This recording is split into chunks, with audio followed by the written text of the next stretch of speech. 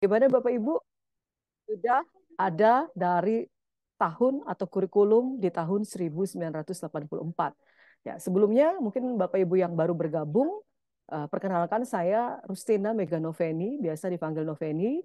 Saya pengawas ahli madya di Kementerian Agama Kutai Timur yang memang TUSI pada di 2024 ini lebih kepada pendampingan ketika komunitas kami CE 4.0 ini bisa bergabung di VMM, kesempatan kami untuk bisa membersamai, saling berbagi, juga mendapatkan wawasan dan pengetahuan dari kombel lain dan juga para peserta yang luar biasa dan hebat tentunya memiliki pengalaman yang luar biasa. Tadi di sini kami juga melihat Bapak Ibu ada yang berasal dari SLB Cikal, ya, SLB Cikal. Nah, tentunya hal berdiferensiasi ini juga kita temukan di dalam pendidikan berkebutuhan khusus atau inklusif.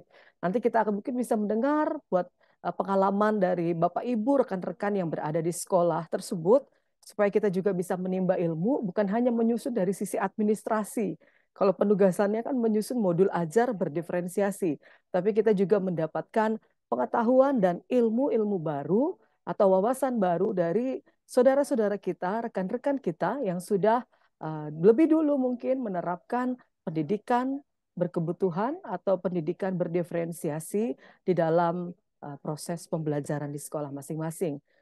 Mohon izin buat Bapak Ibu, saya mengundang dengan kasih Kristus, Ibu Halem, apakah sudah ada di dalam grup atau di dalam ruang virtual ini untuk bisa memimpin pujian dan doa pembukaan. Kami mohon izin memimpinnya dengan cara Kristiani. Silakan Ibu Halen. Apakah Ibu Halen sudah tergabung?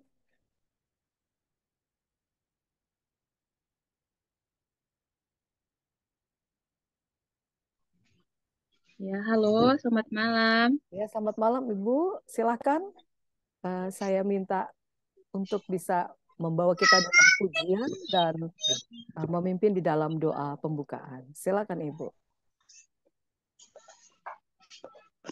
Ya, shalom semuanya. Shalom. Shalom. Sebelum kita memulaikan kegiatan kita di malam hari ini, Shalom. ya, kita akan berdoa. Namun sebelumnya, mari kita sama-sama menyanyi "Ku Masuk Ruang Maha Kudus". Ku masuk ruang Maha Kudus dengan darah anak domba. Ku masuk dengan hati tulus menyembah Menyembahmu, Tuhan.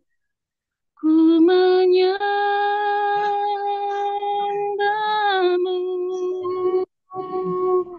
ku sembahmu,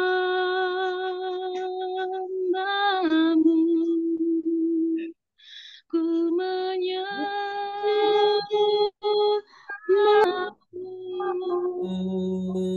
ku sembahmu,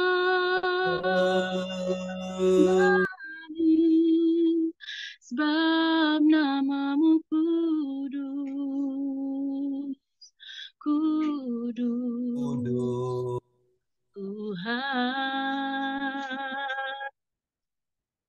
Bapak Ibu ini kasih Tuhan, mari kita meminta kekuatan daripada Tuhan Yesus Kristus lewat doa. Untuk itu, izinkan saya berdoa lewat kepercayaan saya yaitu Kristen Protestan. Mari kita satu dalam doa, kita berdoa. Ada ungkapan syukur yang kami panjatkan kepadamu Tuhan Yesus Kristus oleh sebab kasih setiamu yang begitu besar dalam kehidupan kami, sehingga kami di saat ini boleh terhimpun di Zoom ini Tuhan.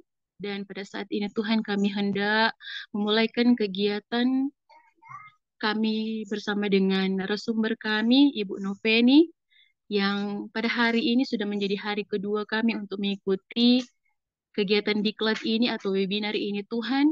Mari kiranya Tuhan Yesus, sebelum kami memulai kegiatan kami di hari yang kedua ini, kami minta di dalam doa, dalam pengakuan kami Tuhan bahwa Engkau adalah yang Maha Kuasa, Engkau adalah pemberi hidup kami. Untuk itu kami berdoa, kiranya Engkau memberikan kekuatan bagi kami di saat ini, agar kami Tuhan dapat mengikuti kegiatan webinar di hari kedua ini, dari awal, pertengahan, dan boleh berakhir dengan segala baik.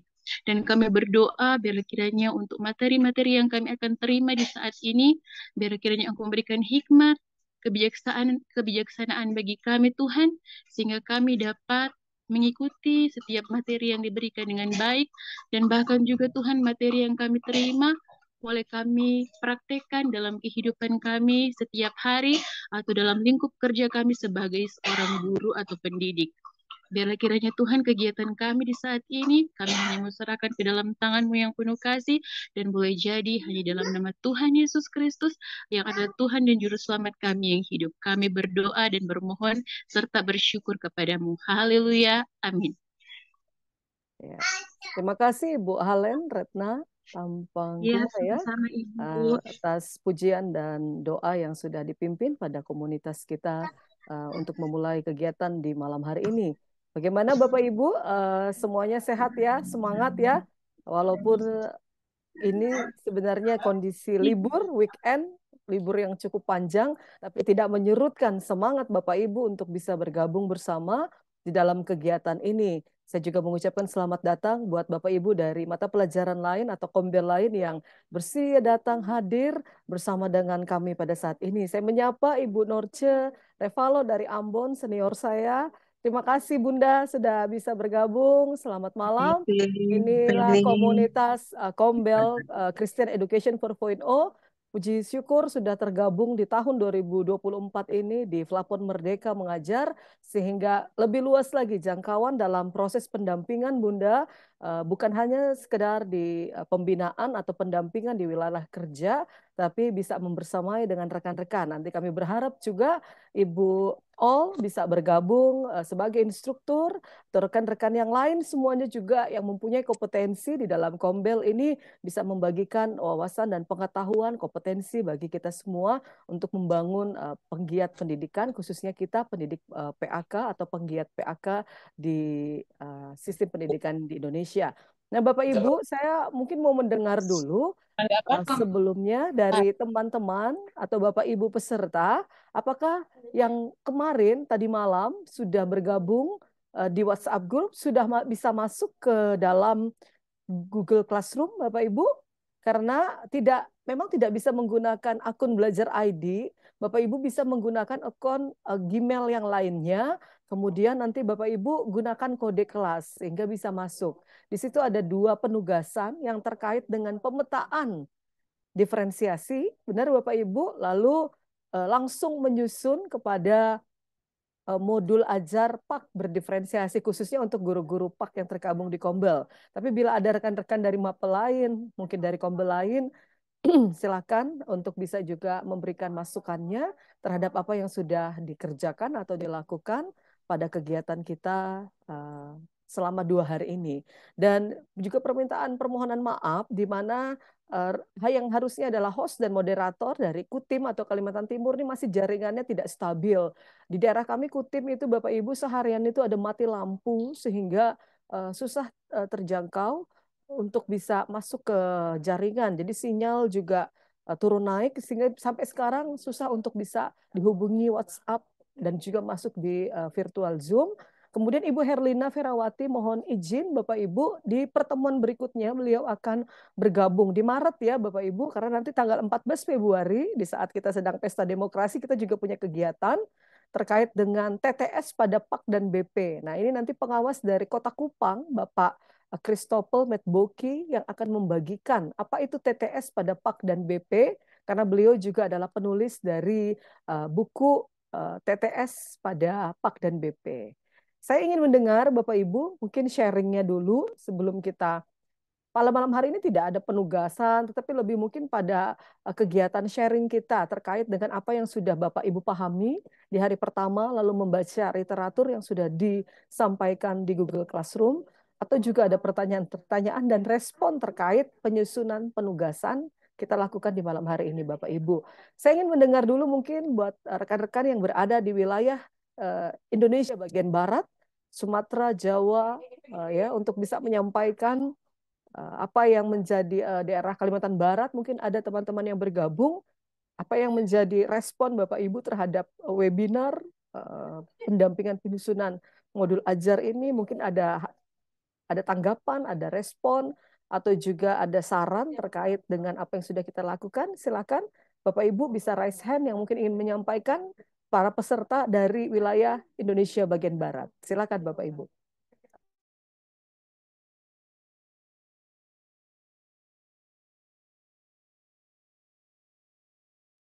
Silakan terkait dengan penugasan, terkait dengan materi yang sudah disampaikan. Mungkin kemarin belum sempat bertanya. Silakan Bapak Ibu.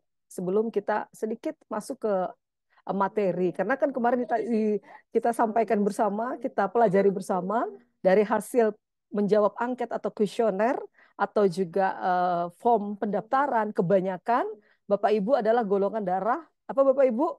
O ya, orang darah O kebanyakan itu langsung pada praktek, ya kan? Dibanding saya orang A yang sistematis harus apa ya, belajarnya selangkah demi selangkah, tapi orang O lebih banyak kepada prakteknya. Silakan, mungkin rekan-rekan dari Indonesia bagian Barat untuk menyampaikan respon, tanggapan, saran, mungkin kritikan dan lain sebagainya untuk kemajuan komunitas ini dalam prosesnya. Oh, dari Indonesia bagian Barat. Silakan Ibu Himawati. Ya, terima kasih Ibu buat kesempatannya. Dengan mengikuti webinar ini, saya merasa bersyukur karena dengan mengikuti berarti saya belajar Ibu. Berarti saya belajar tentang administrasi pembelajaran ya, yang memang saat ini di sekolah itu memang dituntut ya untuk membuat, ya dituntut untuk membuat. Jadi ya walaupun saya belajarnya ya enggak cepat ya, enggak cepat, tapi harus bertanya-tanya dan pelan-pelan, tapi saya bersyukur bisa belajar dengan webinar ini, dan terima kasih sudah memberkati dan memotivasi untuk membuat perangkat pembelajaran itu yang diperlukan di sekolah, seperti itu Ibu. Nah, dan di sini kesulitan saya itu tentang IT-nya ya Ibu ya. Jadi IT-nya itu misalnya mengirim dan lain sebagainya itu saya masih kesulitan, tapi saya pasti bisa nanti bertanya-tanya Ibu seperti itu. Ya, jadi acara webinar ini sangat memberkati. Terima kasih Ibu.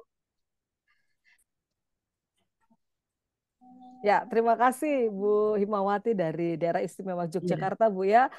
Dari tahun Ya, lalu tergabung juga. Dan kebetulan kita kayaknya seperti satu alumni Bunda ya. Alumni. ya, Ya. Jadi keren. bersama-sama sebagai wujud apa ya, sewujud kasih, wujud bakti kita untuk bisa membagikan yang terbaik bagi PAK yang ada di Nusantara.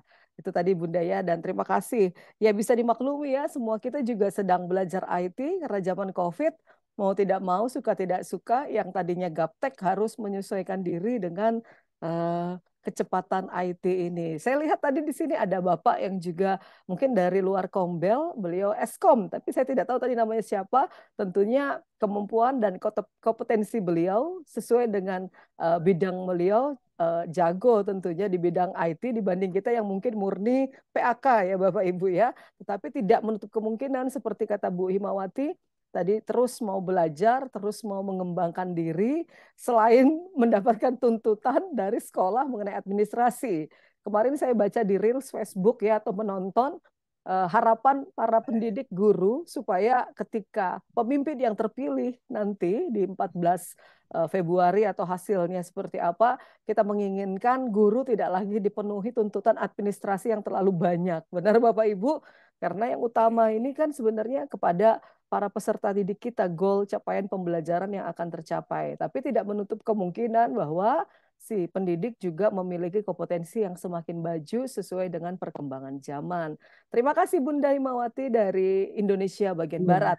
Ya, saya undang Bapak Ibu dari wilayah Indonesia bagian tengah untuk bisa menyampaikan mungkin kesannya, sarannya, kritikannya yang membangun buat komunitas ini atau respon terhadap materi yang sudah disampaikan di hari pertama. Silakan Bapak Ibu yang berada di Indonesia bagian tengah, wilayah Kalimantan, wilayah Bali, ya, atau wilayah lainnya, Sulawesi, ada yang tergabung di sini. Silakan untuk menyampaikan.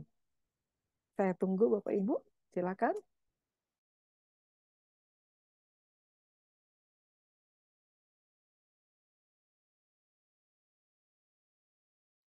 Boleh raise hand Bapak Ibu bila hendak menyampaikan saran, respon, tanggapan, masukan, kritikan terkait dengan apa yang sudah kita lakukan sepanjang waktu yang ada ini tadi dari hari pertama sampai di hari kedua.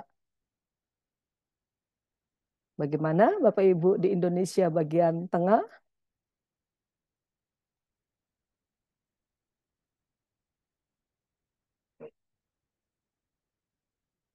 Tidak ada? Ada yang baru masuk juga dari Indonesia bagian tengah. Ada Ibu Rizky Endarwati dari Polewali Mandar, Sulawesi Barat. Bagaimana Bu Rizky, apa kabar? Bisakah menyampaikan respon terkait kegiatan kita di 2 hari ini? Atau Ibu Halen? Bisa Bu Halen? Di Indonesia Tengah juga kan Bu Halen? Siap, Ibu, dari Manado. Oh, dari Manado ya. Silakan Bunda. Ya, untuk dari saya sendiri, respon atau tanggapannya, saya sangat bersyukur bisa masuk dalam kombo ini karena ada begitu banyak hal-hal baru yang sebenarnya saya juga eh, masih katakan baru dalam dunia pendidikan karena baru jadi ASN kan Bu. Jadi eh, kayaknya sesuatu yang baru kayak modul ajar itu baru, sesuatu yang apalagi sekarang harus modul ajar yang berdiferensiasi ketika saya harus bukan artinya kan kita harus tahu benar-benar keadaan anak-anak bagaimana. Jadi dengan Kombel ini saya sangat terbantu. Jadi saya sangat terbantu bagaimana caranya saya melihat atau saya harus memperlakukan atau bagaimana saya harus memetakan anak ini yang seperti ini harus bagaimana. Yang anak yang dengan dia maunya yang gimana. Tapi juga Ibu di sekolah ya di mana tempat saya mengajar itu yang saya juga mau sampaikan dari kemarin sebenarnya tapi lupa dan pada saat ini ketika diberikan kesempatan jadi saya juga sedikit mau bertanya kepada Ibu untuk anak atau siswa yang berkebutuhan khusus karena di beberapa kelas ada anak-anak yang membutuhkan yang sebagai anak-anak berkebutuhan khusus. Kira-kira bagaimana kiat-kiat atau caranya saya untuk menghadapi anak-anak dengan kebutuhan khusus? Bagaimana maksudnya caranya saya memberikan pembelajaran?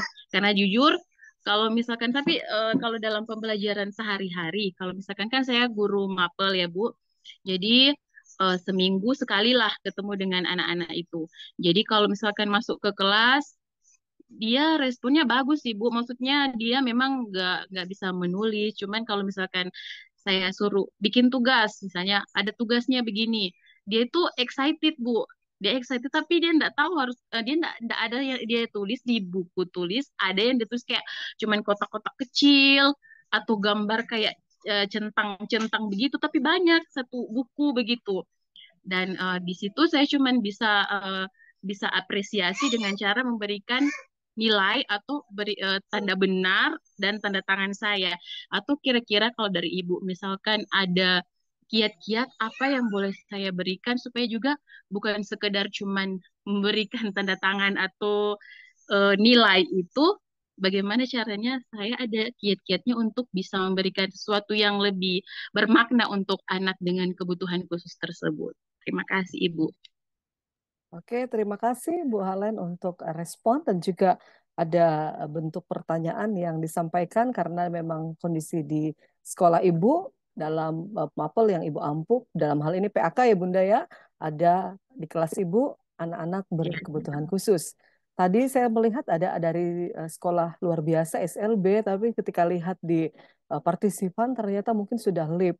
Berharap sih bisa bergabung pengalaman dari mereka ya menghadapi karena pada dasarnya entah mapelnya apa ketika berhadapan dengan berkebutuhan khusus juga memiliki guru yang memang atau para pendidik yang memang memiliki latar belakang berkebutuhan khusus. Baik Bu Helen nanti setelah lihat dengar kita dari Indonesia bagian timur, saya akan menjawab. Lalu kita masuk kepada materi detail atau tambahan yang bisa menjadi referensi Bapak Ibu dalam penyusunan modul ajar berdiferensiasi. Terima kasih Bu Helen, Tuhan Yesus Ya, memberkati, siap juga Ibu. Bu Terima Himawati tadi. kasih. Ya, silakan Ibu Bapak yang dari Indonesia bagian timur, saya persilakan. Mungkin ada respon, tanggapan, kritikan, saran, atau juga mungkin pertanyaan yang belum sempat ditanyakan kemarin, Bapak Ibu bisa bertanya. Silakan Bapak Ibu. Boleh raise hand-nya teman-teman dari Indonesia bagian timur. NTT, NTB, Indonesia Tengah ya, NTT, kemudian Kepulauan Maluku, Papua. Silakan buat Bapak Ibu untuk bisa memberikan pertanyaan, respon, tanggapan, kritikan mungkin di dalam kegiatan kita selama 2 hari ini.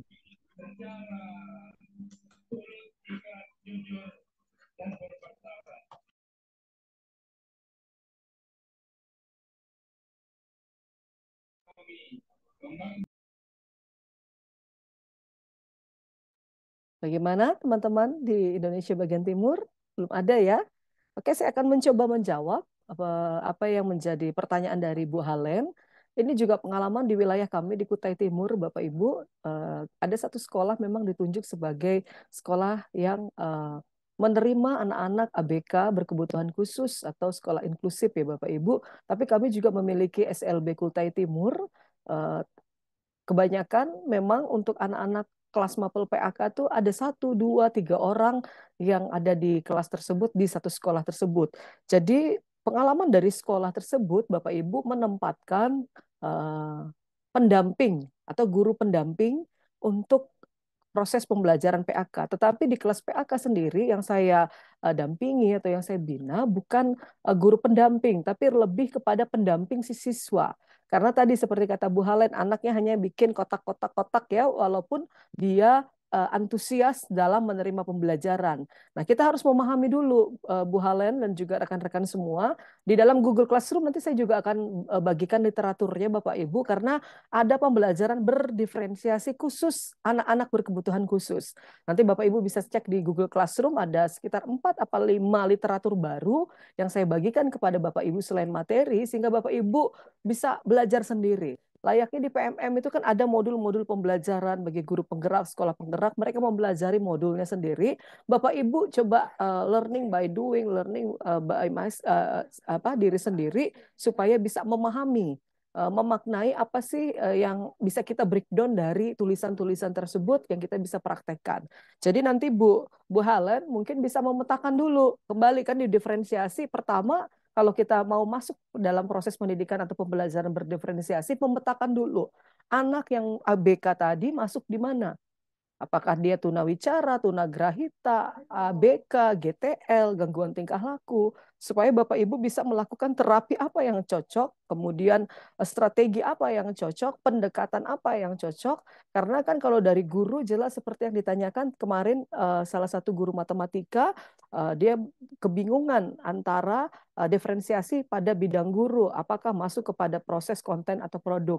Sedangkan pada peserta didik, kita bisa melihatnya melalui minat dan kebutuhan si peserta didik. Jadi nanti memang pemahaman Bapak Ibu, saya nggak bisa jelaskan detail ya Bapak Ibu, karena jujur memang bukan bidang saya pada bagian ini, karena kebanyakan hal-hal yang berhubungan dengan psikologi atau kejiwaan yang khusus, ada guru mungkin atau penggiat PAK yang membidangi ini. Tapi paling tidak kita ketika mendapatkan wawasan ilmu pengetahuan baru seperti ini, lalu mendapatkan juga pengalaman dari teman-teman lain, kita mencoba memetakan apa sih yang terjadi di dalam kelas PAK kita. Seperti tadi kelas Bu Helen, Ibu Helen harus paham dulu, ini anak berkebutuhan khusus pada bagian apa. Kalau autis berarti saya harus kenali autis itu ciri-cirinya apa. Indikator dikatakan autis seperti ini, berarti terapi yang harus saya lakukan seperti ini, metode dan medianya seperti ini. atau ada juga yang tunawicara. Itu ada semuanya Bapak Ibu di dalam buku yang sudah saya share di Google Classroom tentang anak-anak berkebutuhan khusus. Bersyukurnya digital, ya Ibu Himawati tadi katakan belajar mau tidak mau tentang digital atau IT. Syukurnya dengan percepatan teknologi ini kita bisa mengakses berbagai macam literatur secara soft file. Sehingga kita bisa membreakdown apa yang ada di buku tersebut, kita bisa menelaahnya, lalu kita bisa menerapkannya mana yang cocok di dalam kelas PAK kita. Itu ya Bunda ya, dan saya bersyukur juga respon positif yang diberikan oleh teman-teman, khususnya para penggiat PAK di seluruh Indonesia, sehingga Kombel ini bisa tetap berjalan, membersamai, dan saling berbagi wawasan. Ada lagi, saya masih menunggu. Terima kasih Bu Helen dari teman-teman di Indonesia bagian timur. Tidak ada? Oke. Atau Ibu Christine Widiarti dari Manokwari. Silakan Bunda. Suaranya masih mute, Bu. Oke. Ya, halo, shalom, selamat malam.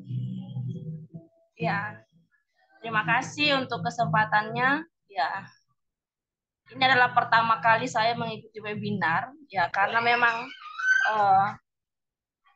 tanggung jawab yang harus diselesaikan di PMM.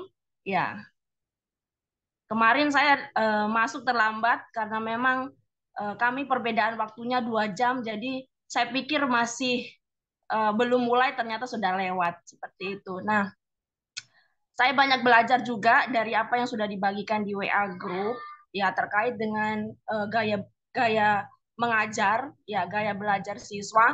Nah, saya ini mengajar kelas bawah, kelas 1, kelas 2 dan kelas 3, dan kendala yang saya alami yaitu masih banyak ya, terutama anak-anak kelas 1 ya itu belum bisa baca dan menulis dengan baik ya. Kadang apa yang diberikan ada yang bisa menyelesaikan sampai jam berakhir, ada juga yang hanya melihat-melihat saja. Nah, ini yang menjadi kendala saya sehingga akhirnya pembelajaran tidak tercapai dengan baik. Oleh karena sebagian besar anak-anak terutama kelas 1 itu masih belum lancar menulis dan juga membaca. Akhirnya ya pembelajaran berjalan begitu saja. Nah, kemudian yang kedua, yang saya mau tanyakan ya ini mengenai gaya belajar atau cara mengajar, karena memang dalam kelas itu banyak hal ya, seperti saya bilang bahwa ada yang belum bisa baca dan menulis dengan baik. Akhirnya apa yang harus saya lakukan seperti itu supaya capaian pembelajaran itu bisa tercapai dengan maksimal, sehingga anak-anak yang mungkin belum bisa menulis ya ataupun belum bisa membaca bisa mengikuti pembelajaran dengan baik.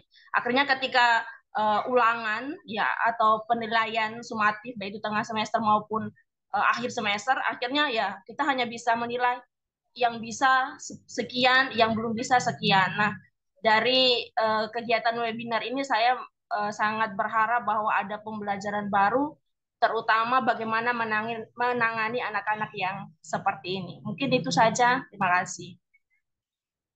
Oke, terima kasih Ibu Christine dari Manokwari. Salam kenal. Terima kasih sudah bergabung di dalam komunitas belajar Christian Education 4.0.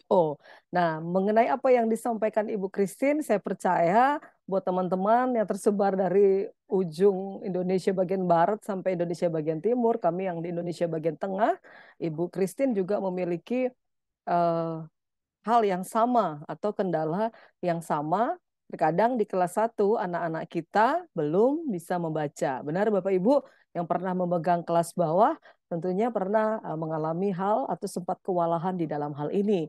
Di mana pembelajaran PAUD sendiri, kalau yang di PAUD adalah pembelajaran yang menyenangkan.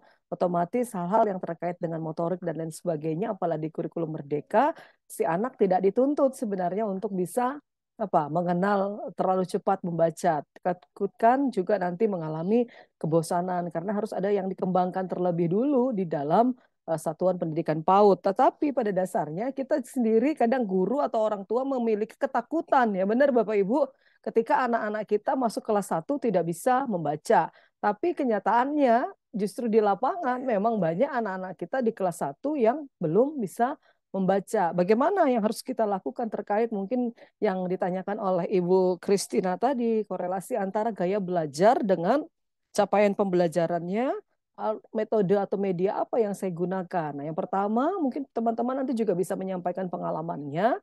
Apa yang pernah saya lakukan ketika masih menjadi guru ya Bapak Ibu adalah bersinergi dengan guru kelasnya di kelas 1. Karena pasti guru kelasnya juga yang lebih paham kondisi daripada si peserta didik yang tidak bisa membaca. Tentunya ketika masuk kepada pembelajaran diferensiasi, Bapak Ibu bisa memetakan tadi seperti kata Bu Christine. Oh, saya hendak memetakannya melalui gaya belajar peserta didik. Ada 3 yang umum dari kinestetik, auditorial dengan apa satunya? Kinestetik, auditorial, dan visual. Bapak Ibu seperti ini kan. Kebanyakan kita rata-rata orang Indonesia dengan garah O banyak yang visual. Tapi ada juga anak-anak kita yang ternyata nggak bisa diam di bangkunya. Anak-anak itu memiliki gaya belajar yang kinestetik. Nah itu bukan nakal. Kadang ketika kita melihat anak kita nggak bisa diam di kelas, kita mengira dia anak yang bandel, anak yang nakal, atau mengalami gangguan tingkah laku. Nah si guru memang seperti di bagian awal harus mendiagnosa bagian awal dulu, diagnostik awal, bagaimana kebutuhan si anak tadi berdasarkan gaya belajar. Jadi Bu Christine yang pertama mungkin bisa saya memberikan masukan, nanti juga mungkin teman-teman tambahkan, Bapak Ibu atau Bu Christine bersinergi lah dengan siapa tadi, dengan guru kelasnya, tahu dulu seperti apa sih si anak, karena pasti juga ada pemetaan daripada guru kelas yang bersangkutan.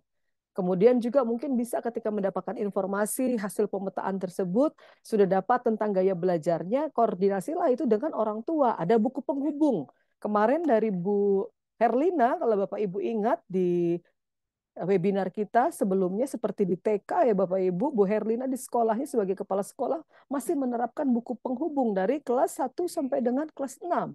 Ini penting sekali juga dimiliki oleh guru PAK, buku penghubung antar guru, mohon maaf maksud saya dari guru PAK kepada orang tua untuk mengetahui sejauh mana capaian yang sudah tercapai. Selain nanti di bagian akhir adalah hasil e-rapor. Ya Bapak Ibu perlu, atau ketika seperti kurtilas penilaian sikap di anekdotal, catatan anekdotal siswa Bapak Ibu harus punya. Ya mau tidak mau terkadang kita bilang gini, administrasinya terlalu banyak yang dibebankan oleh guru, tetapi memang seperti itu caranya supaya bisa mendiagnosa, menterapi bagian mana di dalam kelas yang perlu mengalami penyelamatan dari kondisi yang tidak nyaman dalam pembelajaran. Kalau saya bisa membahasakannya demikian. Karena tentunya setiap kita menginginkan keberhasilan dan capaian belajar itu tercapai sesuai dengan mungkin pada saat zaman Kurtilas KBK, KTSP, KKM, KBM.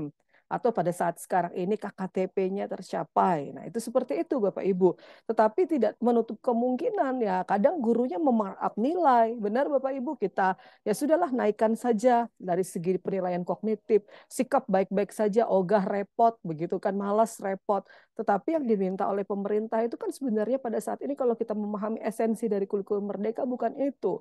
Terjadinya kemunduran masalah di dalam sistem pendidikan kita dalam hal literasi, numerasi itu terkait di seluruh mata pelajaran. Ini yang penting harus dipahami, terutama juga untuk guru PAK.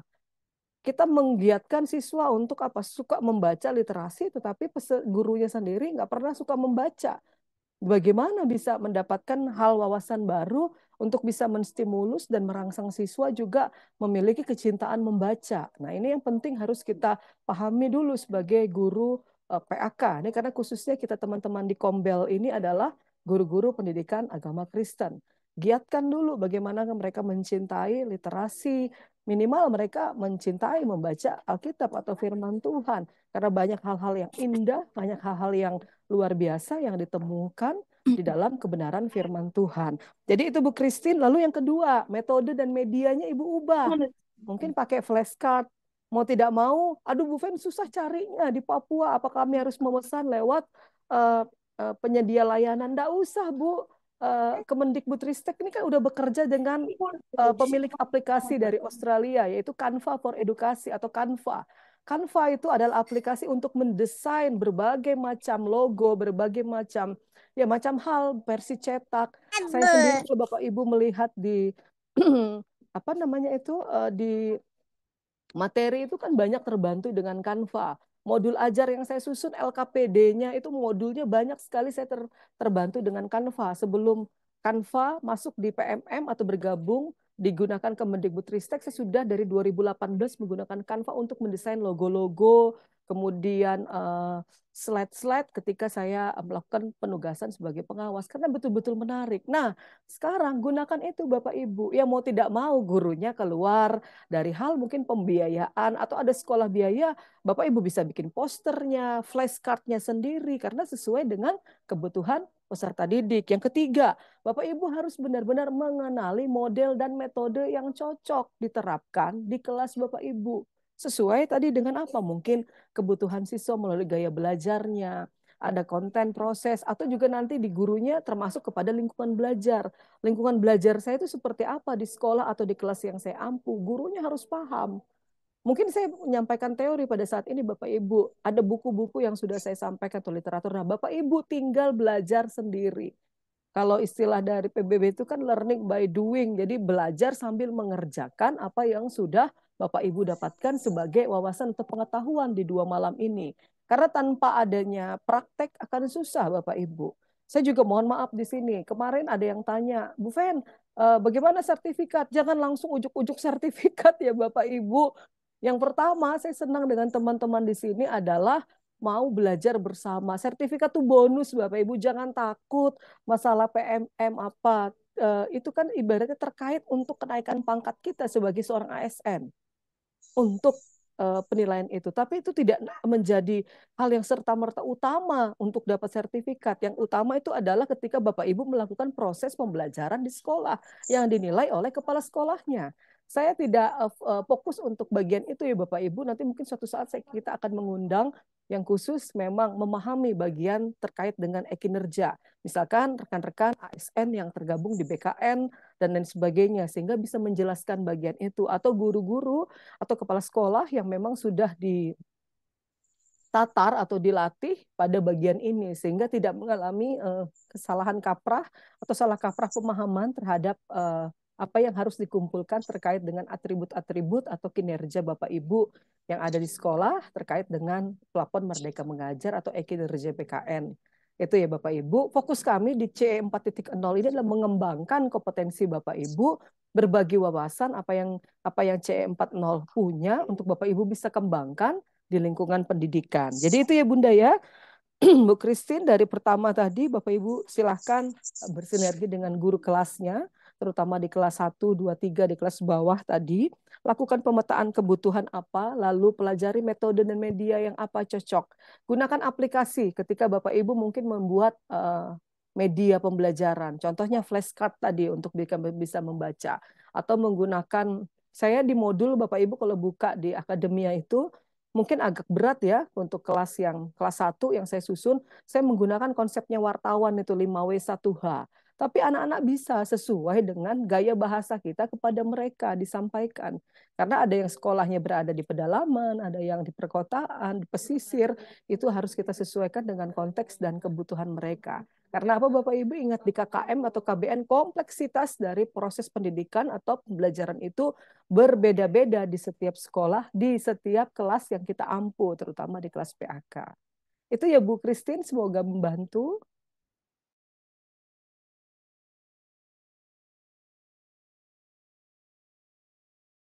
Terima kasih Bu Christine dari Kota Manokwari. Ada yang lain lagi? Terima kasih Bu. Ya, sama-sama. Ada yang lain lagi? Tidak ada? Ya, terkait dari kegiatan kita, Bapak Ibu, sekali lagi saya mengulangi untuk bisa masuk di WhatsApp group, lalu di Google Classroom, karena materi disampaikan di Google Classroom, presensi pada malam hari ini saya sampaikan di Zoom dan juga di ruang WhatsApp group. Sampai kepada Bapak Ibu mendapatkan sertifikat atau e-sertifikat, itu Bapak Ibu hadir di kegiatan 1 dan 2, kemudian masuk di dalam Google Classroom, dan juga mengerjakan setiap penugasan yang ada. Itu ya Bapak Ibu, sehingga teman-teman juga bisa mengakses punya Bapak Ibu pengalaman yang sudah Bapak Ibu kerjakan di dalam Google Classroom. Oke, Bapak Ibu, saya izin share sebagai bentuk penguatan apa yang sudah disampaikan kemarin. Silakan Bapak Ibu yang punya pengalaman, yang punya respon terhadap apa yang sudah Bapak Ibu lakukan, mungkin sebagai guru penggerak, termasuk sekolahnya adalah yang melakukan proses pembelajaran berdiferensiasi, karena memang diferensiasi ini bukan hal yang baru di kurikulum Merdeka, karena sudah diterapkan dari tahun 1984 di kurikulum yang lama. Bayangkan sudah berapa puluh tahun yang lalu Bapak Ibu ya, itu diterapkan di bangsa kita ini melalui kurikulum 1984 tentang hal diferensiasi. Saya izin share Bapak Ibu ya. Nanti saya bagikan juga ini di dalam WhatsApp group atau di Google Classroom, sehingga Bapak Ibu bisa mempelajarinya.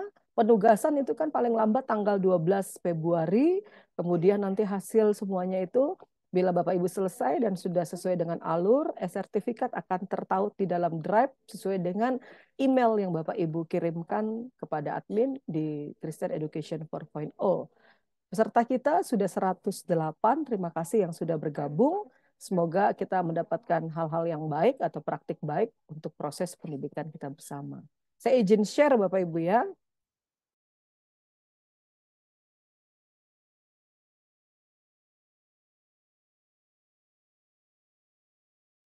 Sebentar Bapak Ibu, saya izin share dulu.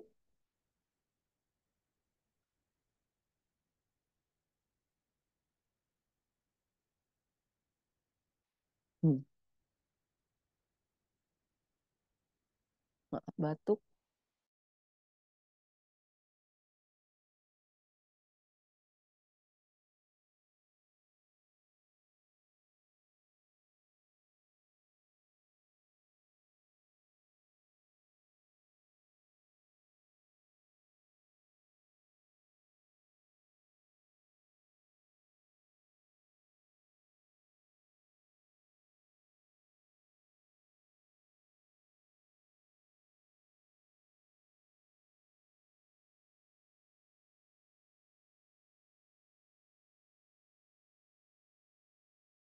Bapak Ibu, apakah sudah terlihat di layar Bapak Ibu?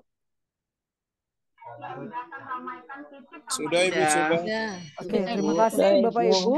Ya, ini Sudah Bu, sudah terlihat. Ya, kita akan belajar bersama atau membagikan secara materi. Jadi mohon maaf karena saya orang A, memang pembelajarannya bertingkat. Tentunya juga perlu waktu untuk bisa memahami bagian ini. Jadi tidak serta-merta instruktur atau pendamping pada kegiatan Kombel ini mengerti semua ya Bapak Ibu, tidak. Tapi memang berproses bersama untuk belajar, mendapatkan hal-hal baru, wawasan dari lapangan, tempat wilayah kerja, atau juga dari rekan-rekan yang memang sudah menerapkan terkait dengan pendidikan berdiferensiasi. Di pertemuan pertama sudah kita pahami bersama apa itu diferensiasi ya Bapak Ibu, bagaimana menjalankan pendidikan sesuai dengan apa yang menjadi minat dan kebutuhan peserta didik yang satu sama lain berbeda.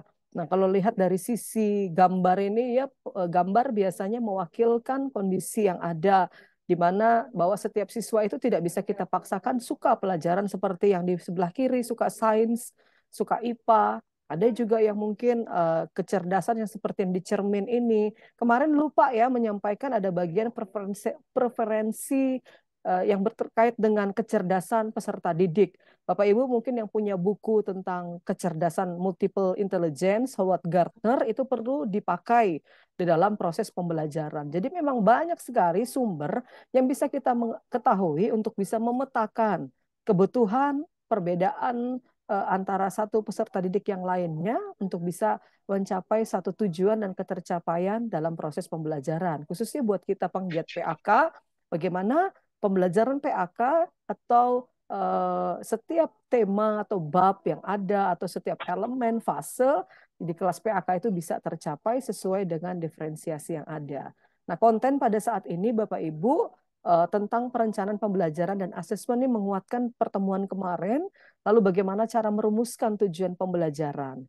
Nah, Bapak Ibu, ada yang sudah paham atau belum paham cara merumuskan tujuan pembelajaran? Ini sebenarnya kan sudah kita dapatkan juga jauh sebelum adanya kurikulum Merdeka melalui kurikulum-kurikulum sebelumnya, baik itu KBK, KTSP, dan Kurtilas. Benar Bapak Ibu? KKTP, kriteria ketercapaian tujuan pembelajaran ini bisa dikatakan seperti pengganti KKM atau KBM, tapi ada juga para instruktur yang lain yang mengatakan bahwa itu bukan pengganti KKM atau KBM. Nanti Bapak Ibu yang sudah punya pengalaman dalam pengisian e-rapor, ya, terutama di semester lalu, nah bisa berbagi pengalaman terkait dengan KKTP ini. Lalu kita melihat di poin yang keempat yang sesuai dengan tema kita pada malam hari ini adalah pendidikan yang berdiferensiasi, terutama di dalam pendampingan penyusunan modul ajar. Nah, ini tadi. Masukannya buat Bapak Ibu, ini tambahan ya untuk materi yang kemarin, bahwa dalam proses perencanaan pembelajaran PAK, terkait dengan asesmen seperti kemarin, diagnostik, formatif, dan sumatif, apakah Bapak Ibu sudah melakukan lintas kelas? Nah, perlu dipahami bahwa di dalam pembelajaran kurikulum Merdeka terbagi atas fase-fase. Benar Bapak Ibu? Kelas 1 dan 2 disebut dengan fase A, ya, dan selanjutnya sampai tingkat SMA dan SMK. Nah, terkadang kita nih lupa esensi yang ada, yang sudah memang cantumkan, yang sudah memang diberikan oleh pemerintah kita. Sudahkah kita melakukan kolaborasi ini pada setiap fase? Contoh di kelas 1 dan 2 pada fase A. Dalam pembelajaran agama, ketika Bapak Ibu membuka buku bahan ajar atau buku paket itu, kita akan melihat bahwa ada runtutan terkait dengan materi yang ada. Yang disampaikan di kelas 1 juga ada di kelas 2, tetapi berbeda mungkin dari tingkat pemahaman, pencapaian, hasil belajar, atau tujuan belajar. Benar Bapak Ibu? Tapi materinya sama. Coba Bapak Ibu buka nih bukunya, buku bahan ajar di kelas 1, buku guru maupun buku siswa. Di situ nanti Bapak Ibu ketika menerapkan hasil dari TP, pasti akan berkolaborasi seandainya di guru kelas 2 dan guru kelas 1 itu adalah guru yang berbeda. Jadi bisa berkolaborasi lintas kelas atau juga lintas mata pelajaran. Lalu apakah materi PAK yang disampaikan di kelas Bapak Ibu adalah suatu perencanaan yang sudah dikonsepkan dan bisa dikuasai peserta didik atas pembelajaran sebelumnya. Karena sama kan dalam satu fase. Ingat Bapak Ibu ya, kita terbagi atas beberapa fase di SD, A, B, C, lalu kemudian diteruskan di bangku SMP dan SMA atau SMK. Nah, apakah dalam asesmen Kurmer seperti pertanyaan atau pemuatan di materi sebelumnya, Bapak Ibu sudah memperhatikan perkembangan peserta didik? Atau jangan-jangan kemarin apa kopas saja, cari mentahannya modul ajar berdiferensiasi, sehingga nggak apa-apa kok Bu Fen, kita masih bisa meng-ATM-kan. Nah, belum tentu sama, walaupun meng-ATM-kan tanpa adanya tindakan dari Bapak Ibu untuk bisa melakukan pemetaan kebutuhan. Baik kebutuhan seorang pendidik itu sampai mulai dari produk, konten, proses sampai dengan lingkungan belajar atau kepada peserta didiknya. Bapak Ibu buka lagi materi dan kemudian sumber-sumber literasi yang sudah saya bagikan di hari pertama. Itu penting sekali karena mungkin mohon maaf kalau yang lain mungkin hanya membagikan ya materi-materi ini jadi didapatkan. Bersyukur kita di CE 4.0 ini mendapatkan berbagai macam literatur yang dimasukkan sebagai muatan. Bahkan jurnal-jurnal kami masukkan juga ke dalam Google Classroom supaya Bapak Ibu punya juga kesempatan membacanya lalu mempraktekkannya menjadi praktek baik di kelas PAK. Sampai kepada apakah perencanaan pembelajaran yang Bapak Ibu susun, ya ini berkesinambungan. Kalau misalkan ada 2 guru PAK di sekolah tersebut, artinya kesinambungan bersama dengan guru PAK yang ada di sekolah itu saling berkolaborasi. Bukannya saling ini ya Bapak Ibu merasa lebih, tidak. Kita kerjanya kolaborasi. Sama nih di kelas kombel ini atau di kelompok belajar yang ada di PMM ini, kita sama-sama kolaborasi. Karena hasil dari pekerjaan teman-teman, Bapak Ibu akan melihatnya. Bapak Ibu akan menerapkannya. Oh, ternyata ini kondisi lingkungan belajarnya kurang lebih dengan kondisi lingkungan belajar saya. Sehingga saya bisa menerapkan apa yang menjadi kendala saya selama ini. Jadi kita belajar dari teman-teman lain. Nah, ingat fase-fasenya Bapak Ibu, karena saya pengawas tingkat dasar Bapak Ibu, dengan tambahan di SMP dan SMA, SMK lebih fokus kepada pembelajaran atau fase yang ada di tingkat SD. Tingkat SD dari fase A, B, dan C, Bapak Ibu ya. Buat teman-teman di fase SMP, jelas hanya satu fase, D kelas 7 sampai 9, E dan F 10, 11, 12. Jadi kalau kita lihat dari permen yang dikeluarkan itu sudah sangat jelas ya Bapak Ibu terkait dengan apa yang menjadi ciri-ciri, kemudian karakteristik setiap fase. Jadi penting sekali juga para guru PAK itu mempelajari ilmu psikologi. Kemarin sudah dibagikan tentang mindfulness oleh Ibu Herlina, saya tentang grow mindset, mau tidak mau kita memahami bagian itu digunakan sebagai strategi dalam proses belajar. Tidak mudah memang Bapak Ibu, tapi dengan pembelajaran terus-menerus panjang hayat, ini akan membuat kita semakin memahami kekuatan dan juga kelemahan yang kita punyai dalam proses belajar. Kekuatan dan kelemahan para peserta didik kita yang kita ampuh di kelas PAK. Nah, bagaimana cara merumuskan tujuan pembelajaran? Sama seperti di Kurtilas Bapak Ibu ya kan, melihat dari keterampilan apa yang akan dihasilkan atau menjadi unjuk kerja. Lalu sering digunakan kata kerja operasional. Benar Bapak Ibu? Hafal nggak nih Bapak Ibu? C1 sampai C6. Kami di Kutai Timur sudah sampai kepada HOTS juga Bapak Ibu. Bagaimana menyusun soal PAK berbasis HOTS. Bagaimana menyusun soal PAK berbasis ANBK. Asesmen Nasional Berbasis Komputer ya Bapak Ibu. Kenapa mengikuti itu? Karena memang perkembangan pendidikan ini semakin maju, semakin terus berkelanjutan. Jangan sampai kita mengalami kemunduran. Memang COVID sudah tidak ada. Ibaratnya COVID tidak separah di masa-masa awal pandemi, tetapi jangan sampai kemunduran kita sudah menggunakan IT lalu mundur. Nah, termasuk juga dalam cara penyusunan soal-soal berbasis higher order thinking skill. Mungkin Bapak Ibu mengatakan terlalu tinggi itu Bu Fen atau bagaimana? Tidak Bapak Ibu. Tapi justru inilah sebenarnya yang diminta oleh pemerintah kalau kita memahami capaian yang ingin dicapai pemerintah terkait dengan rendahnya kita di tingkat PISA. Kemudian bagaimana kita bisa memahami cara membuat soal atau asesmen yang baik dan benar terkait dengan tahapan berpikir di kelas PAK. Nah, Bapak Ibu nanti bisa saja di sini, bisa saja googling, bisa saja melihat catatan-catatan selanjutnya. Taksonomi Bloom ini tahun berapa Bapak Ibu? 50-an kalau tidak salah, 40-an saya lupa. Tapi sudah direvisi di tahun 2001 atau kita menggunakan teorinya Tige dan Wiggins. Tapi teorinya Tige dan Wiggins ini masih jarang. Benar Bapak Ibu? Kita banyak menggunakan tahapan berpikir taksonomi Bloom. Sebenarnya di buku modul Kemendikbud sudah menggambarkan tentang teori Tige dan Wiggins di tahun 2005. Tinggal Bapak Ibu saja menerapkan. Jadi kadang begini kalau saya melihat di modul ajar, satu bentuknya begini semuanya sama rata. Nah, kita nanti berdiferensiasi juga menyusun modul, jangan sama begitu. Ketika dibagikan contoh atau format, Bapak Ibu jangan saklek niru itu, hanya meng-ATM-kan aja sesuai kebutuhan. Tidak. Gunakanlah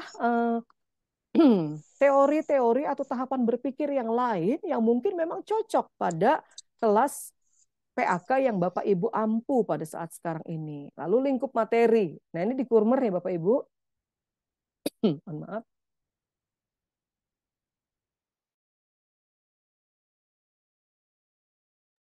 Di Kurmer, lingkup materinya yang dilihat adalah konten dan konsep utama pada akhir satu unit pembelajaran. Biasanya asesmennya terkait dengan asesmen sumatif. Benar Bapak Ibu? Lalu hal-hal apa yang perlu dipelajari? Yaitu konsep-konsep yang ada di dalam capaian pembelajaran sendiri. Nah, sebelum masuk ke dalam bagian lingkup materi, harus mengingat kembali.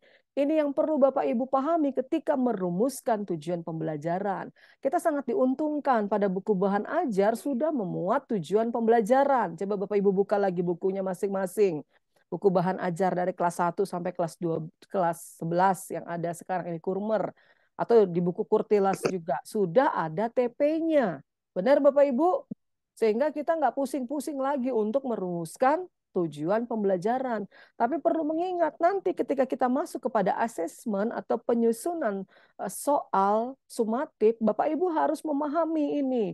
Kemudian di soal HOTS itu ada yang namanya LK1, LK2 dan lain sebagainya, di mana tahap berpikir siswa ditentukan bagaimana kebutuhan siswa atau hasil dari capaian pembelajaran. Ya, guru harus ingat C1 sampai C3, oh ternyata soal-soal yang digunakan masih LOTS, lower order thinking skill. Tapi ketika saya sudah masuk soal model C4, C5, C6 atau assessment itu, saya sudah masuk kepada soal-soal yang higher order thinking skill. Apakah semua soal harus HOTS? Tidak, Bapak Ibu. Disesuaikan dengan kondisi dan kebutuhan peserta didik itu dan capaian pembelajaran. Oh, ternyata saya sudah menyertakannya Bapak Ibu. Jadi nanti di materi tinggal Bapak Ibu mengingat kembali yang mana termasuk di dalam C1, kata kerja operasionalnya apa, contoh pertanyaan yang disampaikan melalui ranah kata kunci atau KKO-nya apa. Sudah ada semua ya Bapak Ibu ya.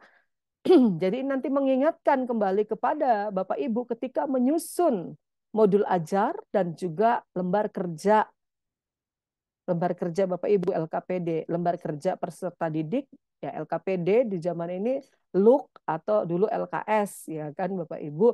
Jadi nggak perlu lagi beli LKS, Bapak guru Ibu gurunya sudah bisa menyusun LKPD sendiri. Ya, itu tadi. Nah, ini kalau teorinya Wiggins ini. Tadi kalau teorinya belum C1 sampai C6.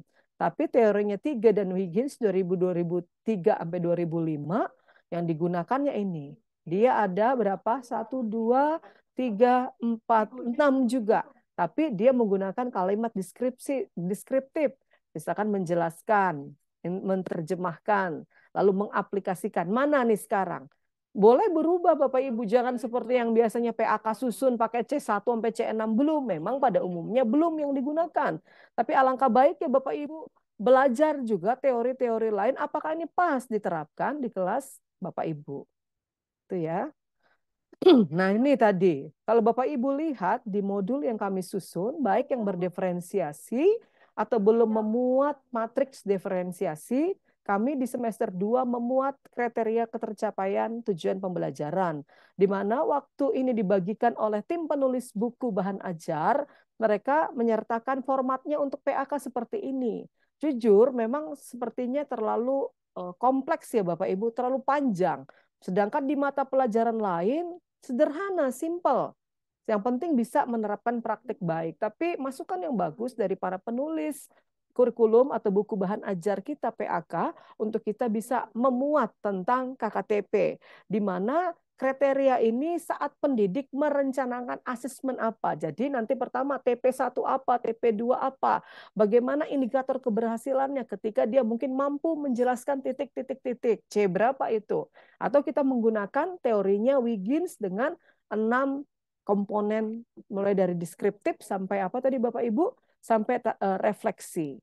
Jadi tinggal nanti misalkan Ibu Siti Aminah di kelas mapel yang di Ampo atau SD, Pak siapa ini ada gambar Asus di sini, nah itu bisa menerapkan apa? Ibu Katarina Fitrianti bisa menerapkan apa di kelasnya. Jadi Bu Katarina tidak perlu lagi mencari modul-modul karena sudah tahu sebenarnya tekniknya ini seperti ini. Nah ini Bapak Ibu, nah cara menentukan KKTP dulu di Kartilas namanya KKM, kita di mana di kurikulum Merdeka berubah menjadi KKTP. Nah, ini sumbernya dari Permendikbudristek. Jadi penting sekali ketika kita mengerjakan standar isi, standar proses, harus lihat Permendikbudristek yang berlaku pada saat itu. Penting sekali buat guru-guru juga memahami regulasi. Nah, K13 ini mungkin istilahnya berubah kalimat aja Bapak Ibu ya. K13 penilaian, ulangan harian UH, UTS, UAS, lalu PAT. Nah, kalau ke Merdeka namanya lebih keren, adaptasi dari bahasa Inggris mungkin, assessment, ada diagnostik, ada formatif, ada sumatif. Nah, mungkin diagnostik tidak kita lakukan di K13 langsung ulangan harian, ulangan lisan. Nah, kita mencoba merubah ini sepertinya ganti nama saja ya, ganti nama bagian atau alur-alur yang ada tapi hasilnya sama ya. Nah, ini tadi Bapak Ibu, nanti Bapak Ibu bisa baca sendiri. Ada teman, ada rekan di Kutai Kartanegara, Kalimantan Timur juga khusus bagian tentang asesmen atau sampai pada pengisian e-rapor, karena beliau juga basicnya adalah PAK. Nanti suatu waktu bila beliau ada kesempatan, beliau bisa bergabung dengan kita sehingga bisa menjelaskan lebih detail pada bagian ini. Nah, KKTP apa saja Bapak Ibu ini tadi pengertiannya, nanti Bapak Ibu bisa baca, lalu Bapak Ibu bisa menentukan cara yang lebih mudah untuk menentukan kriteria ketuntasan tujuan pembelajarannya itu apa. Kalau saya lebih senang, kalau saya pribadi, Bapak Ibu kalau membaca modul yang kami susun itu di CE itu senang dengan deskripsi kriteria karena lebih simpel, nggak ribet skala nilai. Tapi tergantung Bapak Ibu, nanti ketentuan dari kurikulum sekolahnya seperti apa ya ikuti saja seperti itu. Jadi bisa di mix, di combine hasilnya seperti itu ya. Ini tentang KTTP. Nah, ini ada kan di modulnya langsung saja kalau kriteria TP1 lalu kriteria komponennya kalau dia memang sudah memadai kita tinggal checklist, tidak memadai dari hasil checklist ini Bapak bisa lihat presentasi yang memadai berapa persentasenya itu tadi. Ini ya Bapak Ibu ya, jadi artinya memang banyak sekali mungkin nanti ke depan administrasi kita yang kita bukukan, yang kita buat untuk peserta didik kita. Kalau memang benar-benar kita mau ada satu perubahan ya memang seperti itu Bapak Ibu, supaya bisa menganalisa hasil di semester sebelumnya untuk kemajuan di semester yang akan datang. Sebentar. Nah, ini pendidikan berdiferensiasi ya Bapak Ibu. Pendidikan berdiferensiasi sudah ya kemarin ya. Jadi tinggal penguatan pengertian-pengertiannya. Yang diperhatikan ini tadi, kemarin ada pertanyaan, sasarannya apa, pengalamannya seperti apa, proses di dalam kegiatan peserta didik, apakah itu berkelanjutan, lalu jelas ketika melakukan 3 ini tentunya akan kita evaluasi. Bukan maksudnya evaluasi yang hanya masuk di e-rapor atau di pendidikan ya Bapak Ibu ya, di hasil raport anak-anak kita, tetapi evaluasi dari pekerjaan Bapak Ibu selama berapa? 1 semester. Nah, ini yang ditanyakan oleh guru matematika kemarin, kalau dari perspektifnya guru, apa itu konten, proses, produk, dan lingkungan belajar. Ada 4 yang dilihat dari sisi guru. Ini sudah ada di dalam bukunya, Bapak Ibu saya sudah share, tinggal Bapak Ibu lihat. Contohnya juga sudah ada di modul ajar di Google Form, tinggal Bapak Ibu memetakan mana sih yang sudah saya lakukan dari konten, dari proses, dari produk, dari lingkungan belajar seperti apa. Saya percaya Bapak Ibu akan bisa mencari menggooglingnya sendiri pun juga bisa Bapak Ibu karena sudah di petakan seperti ini dalam slide-slide, tinggal Bapak Ibu menerapkan. Nah, dari peserta didik, kalau lihat modul ajar yang disusun CE itu memang banyak diferensiasinya dari segi perspektif pesdik. Benar Bapak Ibu? Banyak dilihat dari minat. Nanti hasilnya diagnostik non kognitif yaitu produk. Kemarin melalui apa? Cerita, menggambar dan apa Bapak Ibu ingat ada 3 cerita, menggambar dan ayo ingat apa Bapak Ibu? Mewarna. Ya, menggambar, cerita, Menulis. mewarna, menulis. Ya, itu. Jadi saya kebanyakan atau kami di CE menyusun modul ajar berdiferensiasi atau modul ajar PAK melihat dari sisi minat peserta didik. Tapi nanti Bapak Ibu bisa mau lihat dari sisi perspektif guru tadi, dari konten sampai lingkungan belajar tidak masalah. Yang mana yang paling mudah yang memang Bapak Ibu terapkan, tidak usah memaksakan harus perfect, tidak usah seperti itu, tapi seiringnya waktu nanti akan terbentuk satu pemahaman mindfulness, kesadaran diri dalam proses pembelajaran seperti yang sudah disampaikan oleh Ibu Herlina pada pertemuan di tanggal 30-31 Januari atau juga kemarin pengalaman dari salah satu guru penggerak Ibu Anita Languju dari Sulawesi Utara. Nah, itu ya Bapak Ibu yang bisa saya sampaikan terkait dengan tambahan untuk kegiatan menyusun modul ajar berdiferensiasi khusus untuk PAK dan BP, contohnya sudah ada. Saya buka ruang tanya jawab bila Bapak Ibu hendak menanyakan atau sharing atau ada juga yang hendak bertanya. Silakan Bapak Ibu.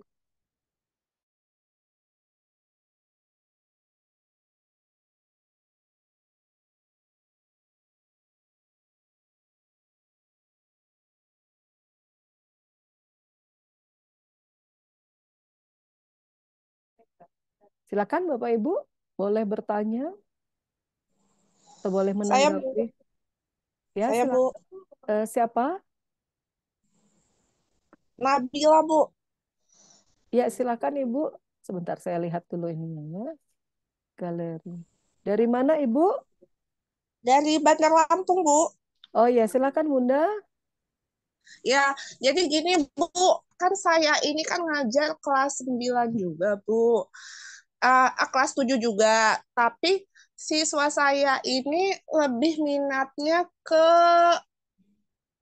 pelajaran menulis ya Bu, yang mengerjakan soal. Apakah berdiferensi juga sebenarnya lebih kepada minat siswa itu sendiri ya Bu? Misalkan anak itu kan ada yang suka berhitung, ada yang suka dia menggambar, ada juga dia suka menulis. Tapi hampir sebagian besar murid saya itu yang kelas 7 ya, yang terutama yang sudah kurikulum merdeka ini lebih suka mereka itu menulis, Bu. Oke.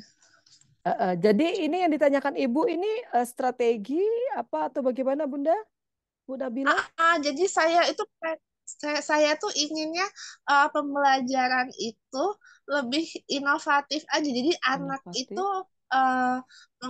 mengenal model pembelajaran itu bukan hanya mereka tuh ingin mengerjakan soal, mengolah soal, tapi juga saya mau buat inovasi belajar yang ingin membangkitkan mereka tuh lebih minat belajarnya lebih ini lagi ya Bu, apa lebih ini lagi inovatif lagi gitu loh Bu. Nah, tapi saya belum berani mencoba gitu Bu.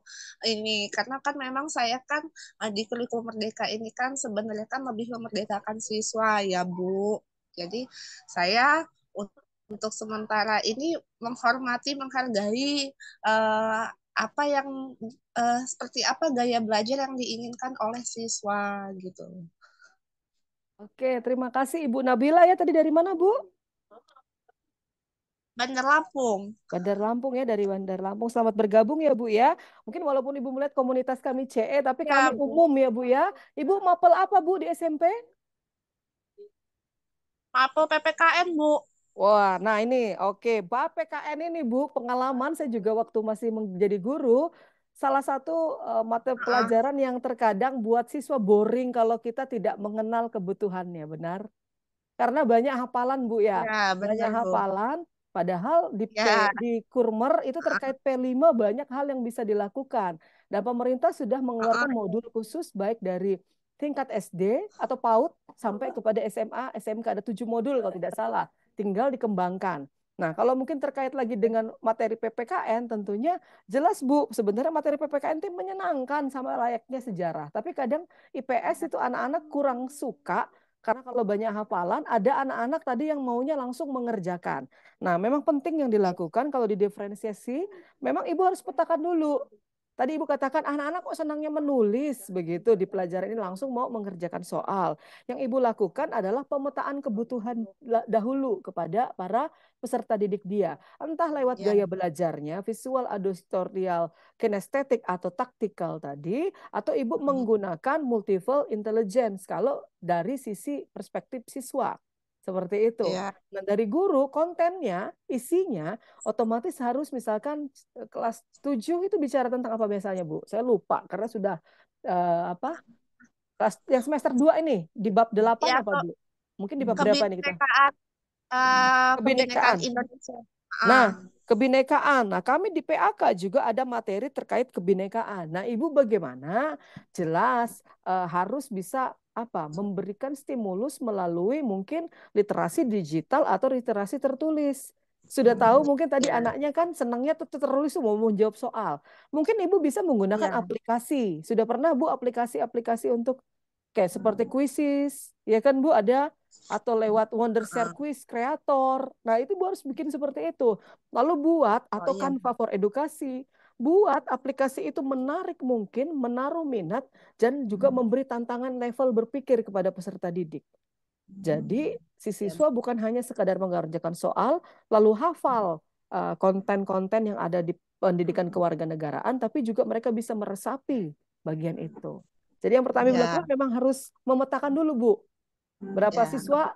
Besok langsung praktek nih Bu. Ya kan? Ya, Nanti Ibu iya bisa Bu. lihat ada materinya di Google Classroom, jadi bisa Ibu ikuti. Saya masukkan pemetaan kebutuhan peserta didik dari sisi ibu adalah persiapan konten misalkan diambil tentang kebinekaan. Nah, ini apa? Kebinekaan mungkin diambil dalam konteks masyarakat Lampung. Seperti apa? Ya. Nah, atau ada isu-isu sosial, isu-isu apa yang terjadi di Lampung terkait dengan kebinekaan. Nah, itu perlu diambil sehingga si Ya. siswa juga diberikan kemerdekaan di dalam proses belajar lewat pola pikirnya tadi. Memang Iya kompleks Bu. Bunda, kompleks. Tugas kita banyak banget. Banyak banget Iya. memahami kurikulum baru, kurikulum lama mungkin yang kemarin aja belum kelar.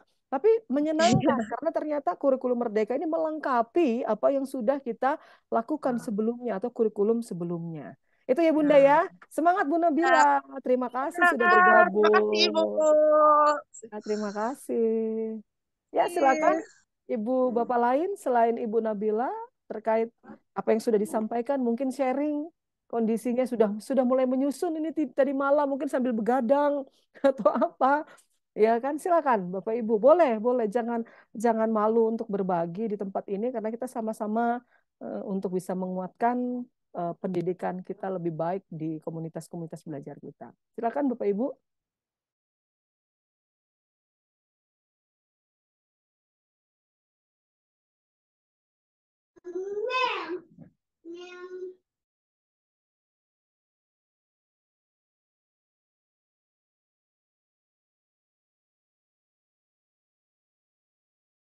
Ada yang raise hand? Siapa yang mau berbagi? Silahkan. Tadi sudah dari rekan kita, Ibu Nabila di Bandar Lampung, di mata pelajaran pendidikan kewarganegaraan. Yang PAK, silahkan. Bapak Ibu boleh sharing. Atau mungkin sudah mengerjakan yang kemarin ya. Seperti apa pengalamannya, breakdown dari materi, dari modul ajar, dari buku bahan ajar. Ibu Gilda mungkin ada pengalaman sudah mulai mengerjakan. Ibu Katerina, Ibu siapa? Silahkan. Boleh buka. Ibu Deborah mungkin dari Balikpapan. Pak Riki dari Sabu Raijua di NTT. Silahkan Bapak Ibu. Ibu Maris mungkin di NTT juga.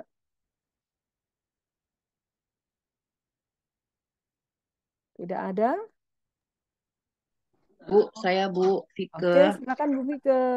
Dari Ya, Bu, yang saya tanyakan kemarin sama Ibu, tapi ini saya mau lebih ingin diperjelas lagi yang mengenai pemetaan dalam pembelajaran berdiferensiasi.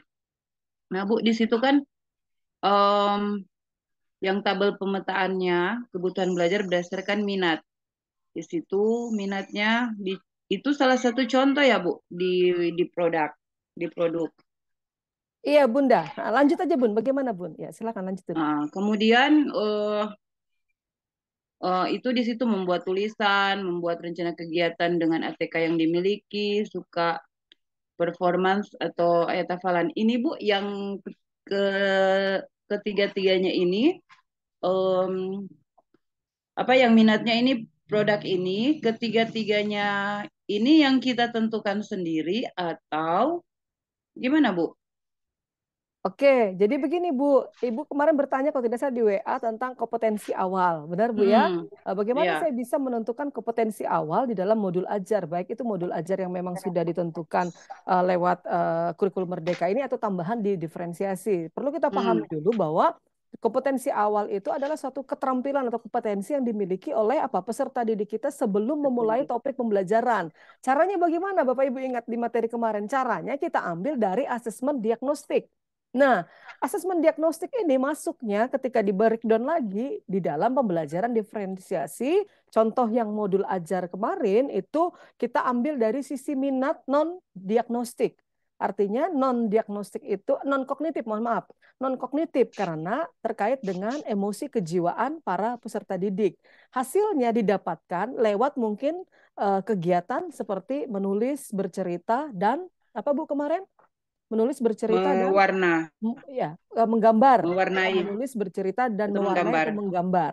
Dari coretan tersebut, memang otomatis si guru harus tahu dulu ilmu kejiwaan yang terkait dengan penulisan. Nah, saya kan sudah ada share tuh Bu di materi.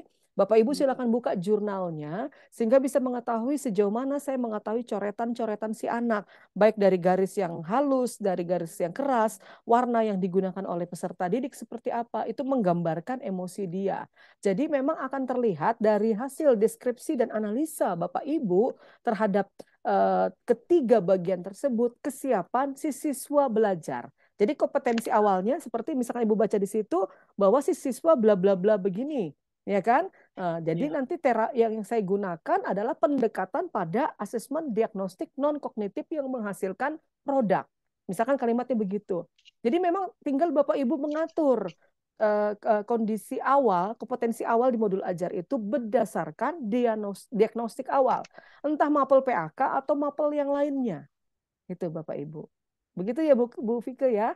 Jadi Ibu iya, nanti Bu. lakukan, misalkan contoh nanti hari Senin masuk, begitu kan, di kelas berapa, Ibu coba aja tiga model yang non kognitif tadi, yang yaitu berhubungan dengan minat menghasilkan produk tadi, Ibu coba. Misalkan materinya di kelas 3 tentang apa, nanti tinggal Ibu akan melihat, oh ternyata dari hasil analisa saya memang cukup ini ya Bu ya, misalkan ada 20 siswa yang kelas PAK ya 20 itu yang dikenali. Ternyata kesiapan belajar siswa ini dari range 0 sampai 100 dia sudah sampai di 70%. Ibu akan bisa melihat dari hasil analisa itu. Jadi memang diperlukan kepekaan, diperlukan teknik, diperlukan kompetensi dan kemampuan dari si guru membaca data hasil diagnosa tadi. Seperti itu. Oh, ya Bu. Seperti saya kan ambil RPP modul ajar kelas 1 karena kan kelas 1 itu sesuai dengan pengalaman saya waktu lalu kuliah susun PTK itu. Itu saya ambil audio visual metode gambar. Jadi sampai saat ini untuk metode gambar itu saya rasa paling efektif untuk diajarkan baik kelas 1 sampai dengan kelas 6. Nah, maka waktu yang paling pas banget itu untuk metode gambar itu kan kelas 1 sama kelas 2. Kelas 1 sampai kelas 2 sampai kelas 3 ya. Kelas rendah dan Bu. Karena kan paling banyak dia metode gambar dan Bu. Jadi kalau kelas 1 yang saya lihat di sini minatnya mewarnai. Jadi menggambar. Jadi itu Bu. Jadi rencananya saya mau metode menggambar ya Bu, ya mewarnai ya Bu untuk modul diferensiasi ini. Nah, bisa Bu, karena kalau diferensiasi kan lihatnya di diagnostik awal. Nanti Ya. di diagnostik formatif kan Ibu lihat kegiatan pembelajaran di buku siswa dan buku guru. Benar Bu? Tapi kemarin saya sampaikan kan tidak, apakah semua harus tuntas? Semua yang kegiatan belum tentu kita bisa sesuaikan karena yang disesuaikan tuh hasil dari diagnostik awal dan kebutuhan peserta didik itu. Seandainya memang di kelas Ibu lebih banyak dari hasil penelitian tindakan kelas tadi, ternyata hasilnya adalah mereka banyak menyukai audiovisual dengan cara menggambar. Ya Ibu terapkan saja tidak masalah bagian itu. Jadi memang disesuaikan dengan kondisi kebutuhan pesdik. Tapi belum tentu di kelas besar suka menggambar. Ada tadi yang mungkin cara berpikir kritis dengan cara mereka menciptakan malah mungkin konten-konten yang terkait dengan IT. Nah ini yang harus diperhatikan juga.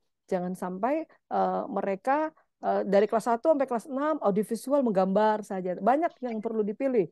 Entah itu dari sisi menggambar, dari sisi menulis, atau dari sisi bercerita, telling story. Nah itu Ibu perlu perhatikan dari sisi non-kognitif. Kalau tadi kognitif kan Bu, diagnostik non-kognitif ya. Kalau yang kognitif itu kan tadi terkait dengan formatif dan sumatif, otomatis penyusunan asesmen yang terkait dengan capaian pembelajaran dan ATP yang ada. Itu tadi Bunda. Jadi di awal dulu Ibu berikan. Di awal diberikan sambil berjalannya pembelajaran di formatif tentunya ada penyusunan LKPD tadi. Itu tadi. Iya Bu. maksudnya saya tadi nggak juga semua, maksudnya dari awal sampai selesai juga dengan kelas 6. Tapi saya kalau untuk kelas-kelas yang lain, saya lihat yang umpama materi yang mana yang bisa pakai metode gambar gitu dan Bu. Tapi kalau yang paling paling banyak saya lakukan untuk metode gambar itu di kelas 1 sama kelas 2 karena mereka pasti minat mereka itu paling di cerita sama dari berdasarkan hasil cerita yang disampaikan. Sementara bercerita pun sudah memakai alat peraga gambar gitu. Jadi mereka lebih cepat memahami dibandingkan audio visual yang lain seperti nonton film gitu yang berhubungan dengan materi. Biasanya memang kalau kelihatan zaman sekarang anak-anak lebih sering menonton, tapi kalau untuk pembelajaran yang saya lihat yang zaman sekarang itu tetap mereka lebih menyerap materi itu melalui audio visual metode gambar. Ya, seperti itu yang sekaligus itu pengalaman saya mengajar dan juga sampai saat ini masih diterapkan untuk kelas 1 dan 2 itu metode gambar. Ya, mungkin begitu. Jadi, Bu, nanti modul ajarnya saya itu saya buat minat mereka itu cerita minat mereka itu cerita dengan gaya belajar mewarnai atau bagaimana, Bu? Nah, kalau dari penjelasan dan pengalaman Ibu, ketika mereka punya minat tadi menggambar atau ya menggambar ya Bu ya, Mewarnai. itu mewarnai tadi, apakah anak-anak kelas 1 ini punya bakat melukis spasialnya itu? Kalau Ibu lihat, hasilnya itu goretan yang bagus, ada bakat-bakat terkandung misalkan hubungannya dengan multiple intelligence itu udah kecerdasan spasial. Apakah sudah ada itu yang Ibu lihat di siswa? Nah, kalau itu ada, ya itu yang mesti Ibu kuatkan. Tapi tidak menutup kemungkinan, karena anak ini masih di kelas 1, Ibu bisa menggunakan berbagai varian pendekatan kepada peserta didik. Tapi ketika Ibu melakukan PTK, yang Ibu dapatkan adalah ini tidak masalah Ibu terapkan. Jadi yang tahu kebutuhan kan Ibu ya kepada peserta didiknya. Kalau mereka menyukai gambar, dilanjutkan saja Bu untuk kelas kecil tadi atau kelas besar, kelas rendah tadi. Kelas kecil, kelas ya, kelas rendah. kecil ya. Oh, karena memang jelas mereka masih menyukai gambar-gambar memang, walaupun ada tontonan bisa lewat YouTube atau apa, tapi kalau kita melihat ternyata di situ ada potensi si anak ternyata menyenangi spasial atau mereka menyenangi menggambar. Nah, ini ada bakat yang perlu dikembangkan daripada si peserta didik ini. Nanti Ibu kolaborasinya dengan siapa? Dengan guru kelasnya. Guru mata pelajaran mungkin kalau ada SBK di SD. Nah, ini perlu dikembangkan supaya si anak juga memiliki satu pembelajaran yang berwarna. Ternyata dia bisa memahami PAK dengan cara media yang disampaikan guru, pendekatan diferensiasinya melalui ini, kemudian mengembangkan minat bakat melalui kecerdasan spasial si anak. Seperti itu, Bunda. Oke, Bun. Thank you. Sama-sama. My pleasure. Silakan Bapak Ibu yang lain. Terima kasih, Bu Fike. Ya, sama-sama, Bun. Ya, Ibu Gilda, silakan Ibu Gilda. Ya, shalom, selamat malam, ya. Bapak Ibu semua seluruh Indonesia. Saya hanya mau berbagi pengalaman saja. Mudah-mudahan apa yang saya terapkan setiap hari dalam kegiatan pembelajaran ini sudah benar, dan kalau salah mungkin akan dilengkapi oleh kawan-kawan dan juga Ibu narasumber yang luar biasa.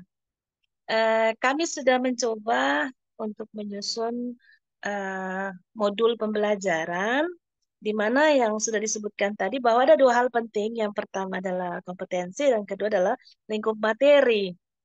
Lalu kemudian kompetensi itu akan yang mengukur ketercapaian dari tujuan pembelajaran. Dan tujuan pembelajaran itu adalah hal yang perlu dibuktikan di akhir pembelajaran. Misalnya, saya contohkan saya mengajar di kelas 11 SMA, itu materinya tentang keluarga. Dan keluarga dan modernisasi.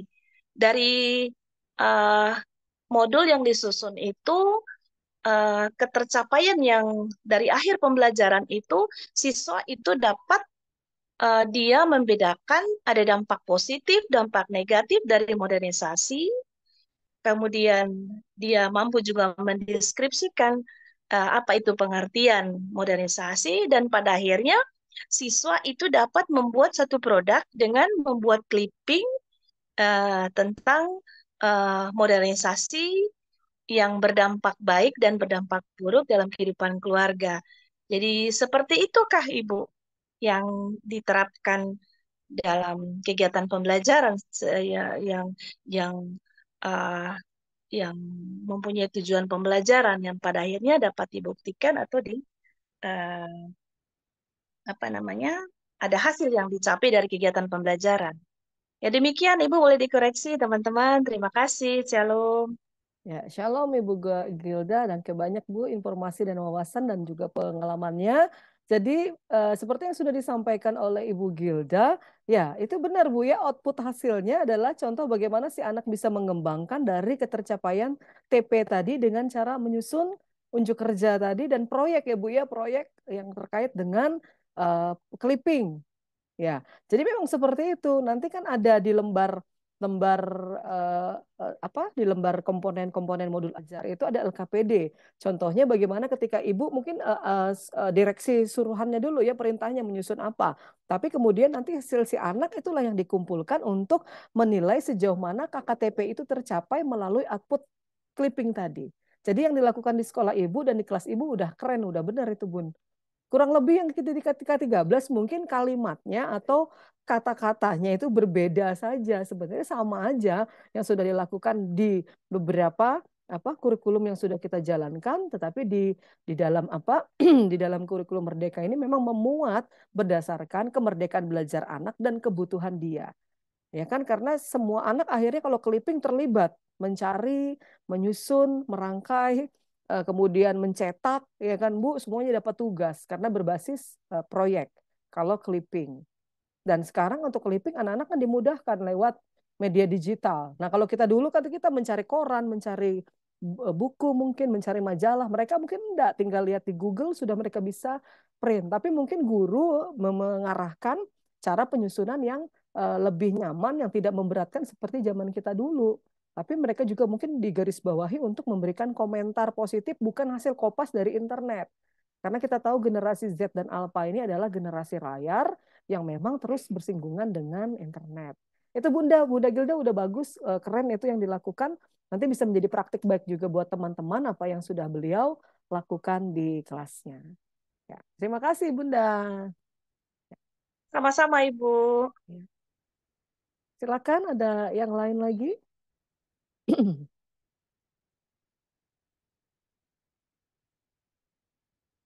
Ada lagi Bapak Ibu? Halo, selamat malam Ibu. Ya, selamat malam. Silahkan, dari mana? Iya, ini dan Ibu Marlis dari NTT, dari SOE, Bu. Oke, Bu Marlis. Sebentar, saya lihat dulu di mana ininya tadi ya. Oh ya, ini. Sebentar. Ya. Silakan Bunda. Iya, ada titipan pertanyaan dari teman, soalnya beliau jaringannya bermasalah, Bu. Jadi mau ditanyakan ke Ibu, mohon penjelasannya. Teman mau tanya berkaitan dengan penyusunan modul berdiferensiasi, apakah wajib untuk mencantumkan capaian pembelajaran atau cukup kita menuliskan tujuan pembelajarannya saja dalam pembuatan modul? Terima kasih, Bu. Iya, Ibu sampaikan TP-nya saja. Kalau lihat di matriksnya itu kan TP saja. Jadi sebenarnya itu contoh bagaimana menyusun matriksnya diferensiasi sebelum masuk ke bab, misalkan bab 7, bab 8, itu yang kami susun. Jadi sebenarnya itu tidak menjadi model yang saklek Ibu ikuti, tidak. Ibu bisa googling berbagai macam matrik yang sudah disusun oleh rekan-rekan di PMM, bisa Ibu ikuti. Tapi cara kami di CE menyusunnya seperti itu untuk memudahkan pemahaman daripada si guru itu mengingat kembali apa yang harus dia capai di TP tersebut, dan juga nanti dari peserta didik dia capai. Jadi nanti mau TP aja enggak masalah Bunda. Mau pakai matrik kah, mau pakai deskripsi, tergantung gurunya memerdekakan menyusunnya. Seperti itu. Jadi masalah format itu tidak menjadi halangan. Yang penting Bapak Ibu udah paham esensi dari diferensiasi pembelajaran di PAK. Seperti itu. Siap, Bu. Terima kasih, Terima Bu Noven. kasih, sama-sama. Ada lagi Bapak Ibu?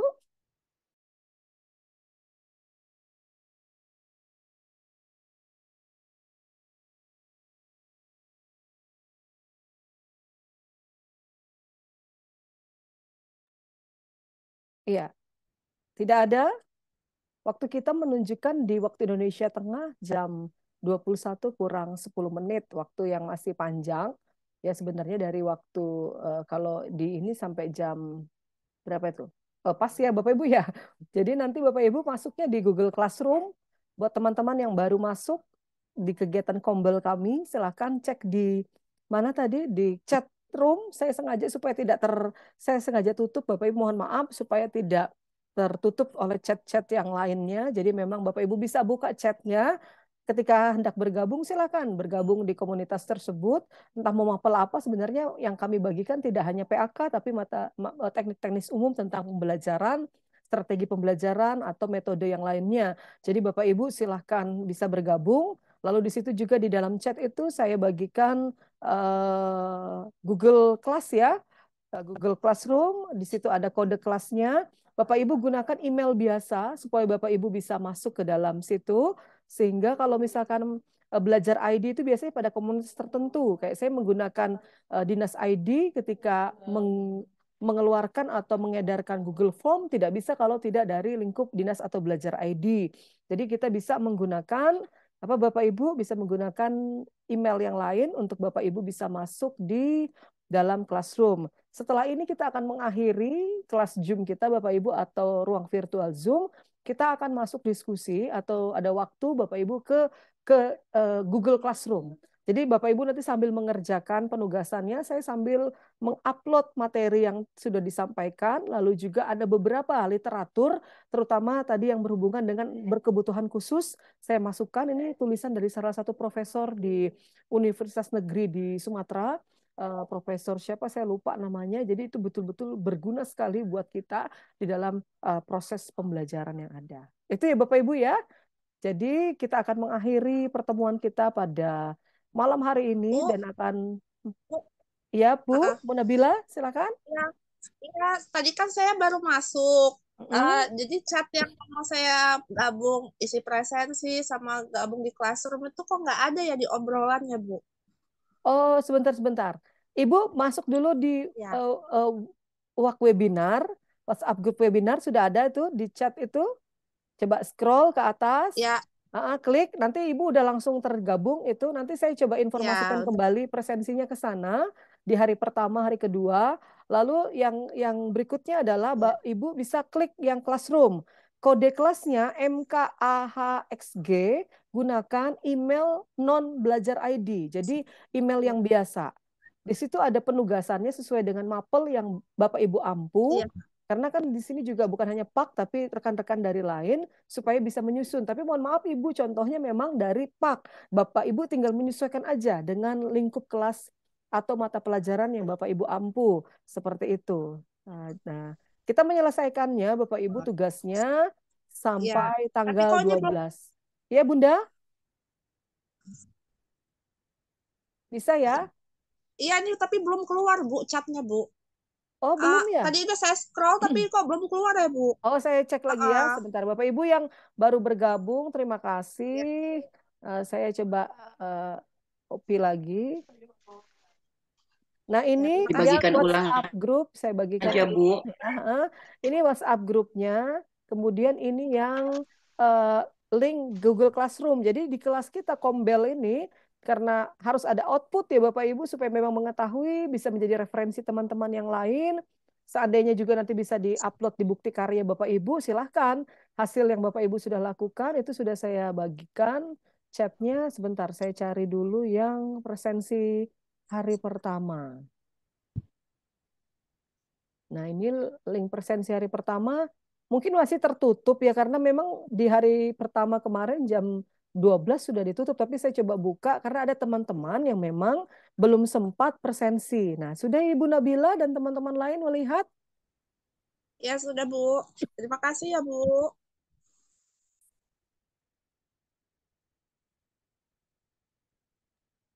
Baik dari WhatsApp grup webinar, lalu kemudian Google Classroom, kode kelasnya Ibu silakan masuk, Bapak Ibu masuk kembali, jangan tidak masuk Bapak Ibu, karena sampai mendapatkan sertifikat di dalam kegiatan Kombel di tanggal ini, Bapak Ibu selesai menyelesaikan penugasan penugasan 1 dan penugasan 2, itu pemetaan dan membuat modul ajar.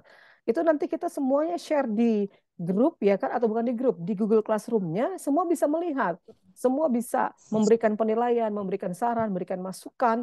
Jadi memang itu nanti menjadi referensi untuk bisa digunakan di sekolah rekan-rekan yang ada mengampu sebagai guru mata pelajaran atau guru kelas. Itu ya Bapak Ibu ya, saya sudah share. Ya. Nanti saya share yang link presensi. Sebentar, saya coba buka dulu link presensinya Bapak Ibu ya. Mohon maaf menunggu sebentar, saya cek supaya Bapak Ibu bisa isi. Ya, nggak apa-apa Bu. Saya gabung dulu nih. Asik. Nambah ilmu, nambah baik. Oh ini Bu, agak ini ya, saya masukkan di Google Classroom aja. Jadi Bapak Ibu tinggal langsung klik setelah ini kita menutup. Bapak Ibu langsung bisa bermalam minggu dengan laptopnya, dengan materinya, sehingga bisa sebelum tanggal 12 sudah selesai semua saya percaya. Karena pasti sudah mengerjakannya. Oke, Bapak Ibu kita akan mengakhiri kegiatan kita. Nanti dengan kasih Kristus, Ibu Christine Widiarti bisa menutup dalam doa secara Kristiani. Silakan Ibu Christine Widiarti dari Kota Manokwari, Papua.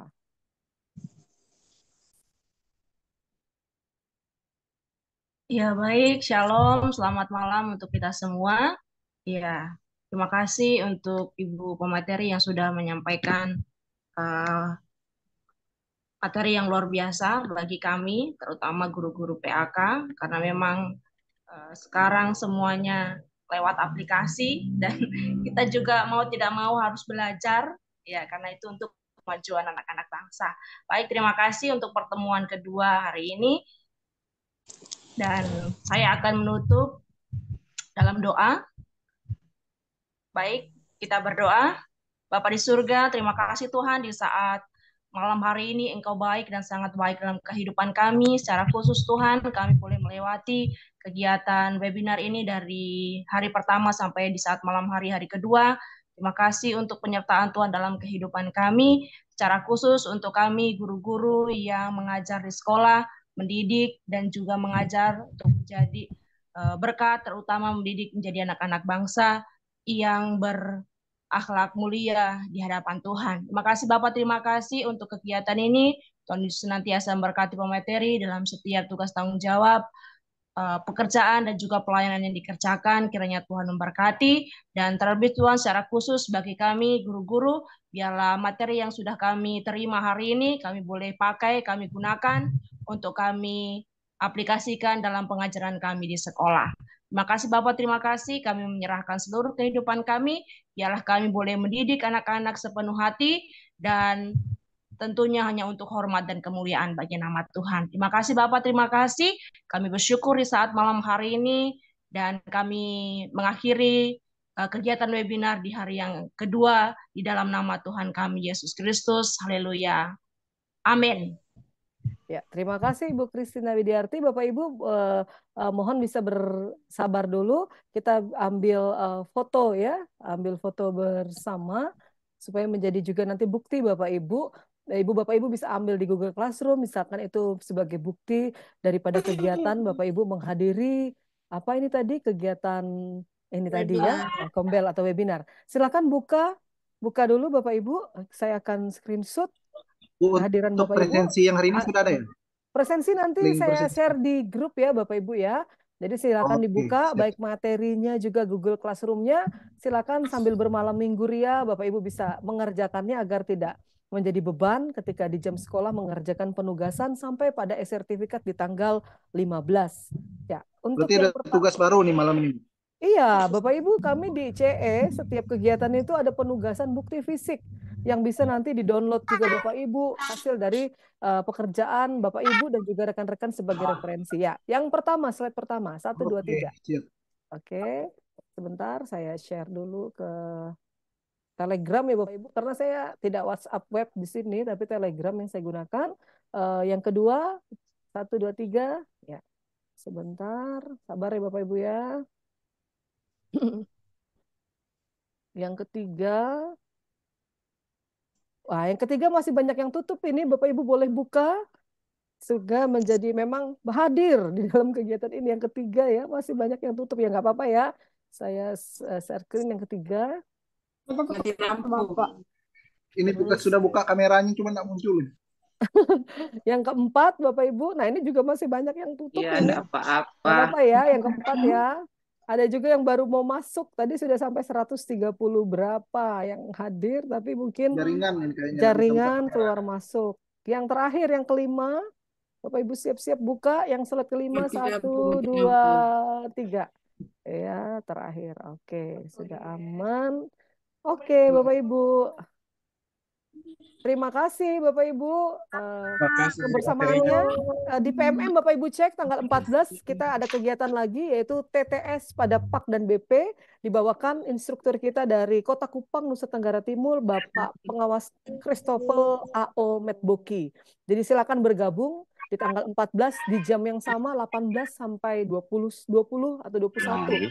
Jadi Bapak Ibu silakan bergabung, mau mapel lain juga silakan karena mungkin ada media crossword yang akan dibagikan caranya kepada Bapak Ibu untuk membuat kelas PAK itu dari segi kognitif semakin menarik. Oke Bapak Ibu, saya akan share link presensi kedua di grup dan juga di Google Classroom materinya. Sampai ketemu tanggal 14. Tuhan Yesus memberkati. Shalom. Ya, selamat malam. Shalom Bu. Terima kasih. Tuhan memberkati.